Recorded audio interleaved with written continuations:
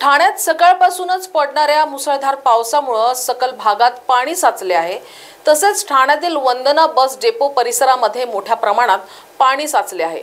त्यामुळे वाहन चालकांना त्रास सहन करावा लागत आहे। काही वाहन चालकांच्या गाड्या बंद पडल्या आहेत। तसेच बस डेपोच्या दिशेने जाणाऱ्या नागरिकांना देखील याचा त्रास सहन करावा लागत आहे। काय ना ठाण्यात समुद्र बघायला भेटतोय। काय वाटतंय महानगरपालिका इथे कुठेतरी काम करायला कमी पडते? नाही आमचं सरकार भारी आहे। खूप पाणी वाढलं इथं आणि खूप त्रास होतोय यायला। आम्ही पुण्याला चाललोय। अच्छा, मग एसटी स्टँडला जायला जमत नाही का? हां, जायला जमत नाही, खूप पाणी वाढलं इथं। आता बघू जाता येते का कसं काय ना त्रास होतोय। पाणी इंजिनमध्ये जायला येत सगळं, बाकी काही त्रास नाही। महानगरपालिकेचं कुठेतरी फेल्युअर आहे का हे?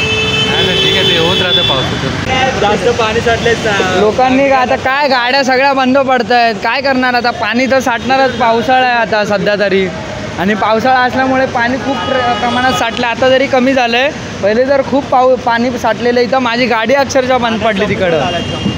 पण ठाण्यावाल्यांनी काहीतरी करायला पाहिजे आता या ह्याच्यासाठी। मराठी नाही आता है। हाँ, हिंदी में बताइए क्या यहाँ पानी जमा होने से क्या तकलीफ हो रही है? अरे पानी जमा होने से गाड़ी बंद पड़ रही है, धक्का मारना पड़ रहा है, प्रॉब्लम यही होता है, बाकी कुछ